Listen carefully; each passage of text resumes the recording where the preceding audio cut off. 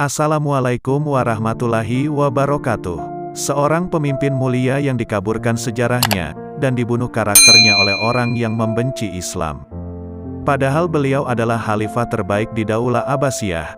Beliau seorang khalifah yang perhatian terhadap ilmu dan ulama, dan keutamaan lainnya. Ibnu Khalkan berkata, Harun al-Rasyid termasuk khalifah yang paling mulia dan raja yang paling melayani rakyatnya. Beliau juga berhaji, berjihad, berperang, pemberani, dan cerdas. Beliau adalah seorang Quraisy satu kabilah dengan Nabi Muhammad, dan keturunan dari paman Nabi, yaitu Abbas bin Abdul Muthalib. Harun al-Rasyid dilahirkan pada tahun 148 Hijriah di kota Rai. Pada masa itu, ayahnya menjadi pemimpin wilayah Khurasan.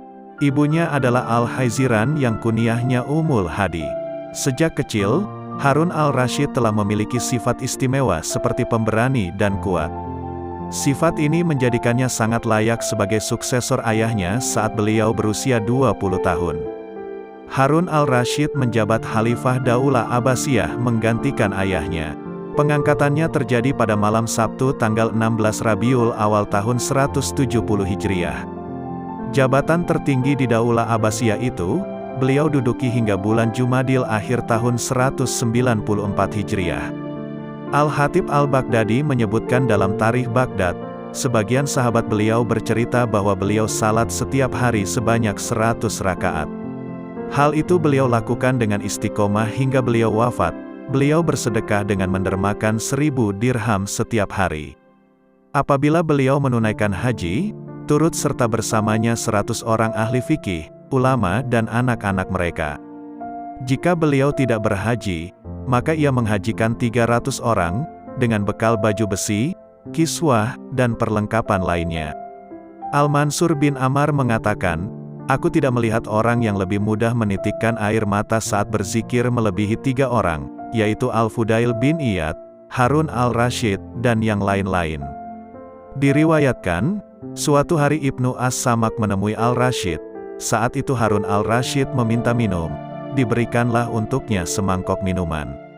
Ibnu As-Samak berkata, wahai Amirul Mukminin, seandainya Anda terhalangi meminum ini, dengan apa Anda akan membelinya? Dengan setengah kerajaanku, jawab Harun al-Rasyid. Minumlah, semoga Allah memberimu ketenangan, kata Ibnu As-Samak. Setelah Harun al-Rasyid selesai meminum air tersebut, Ibnu As-Samak kembali berkata, seandainya air ini dihalangi keluar dari badan Anda, dengan apa Anda akan menebusnya agar ia bisa keluar? Dengan seluruh wilayah kerajaanku, jawab Harun al-Rasyid. Ibnu As-Samak melanjutkan, sesungguhnya harga sebuah kerajaan hanya dengan seteguk air dan kencingnya. Sungguh tidak pantas seorang berlomba-lomba memperebutkannya.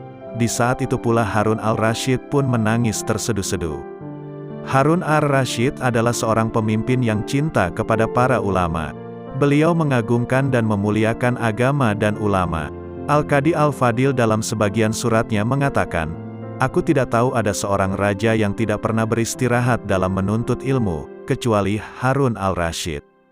Beliau pergi bersama 2 orang putranya, Al-Amin dan Al-Makmun, untuk mendengar kitab Al-Muwatak yang diajarkan oleh Imam Malik. Saat sampai kabar kepadanya seorang tokoh ulama tabi'in, Abdullah bin Al-Mubarak wafat, Harun al-Rasyid duduk bersedih sambil menangis. Al-Fudail bin Iyad mengatakan, tidak seorang pun meninggal, lebih berat terasa kematiannya dibandingkan Amirul Mukminin Harun al-Rasyid. Aku berandai-andai sekiranya Allah menambahkan umurnya dengan umurku.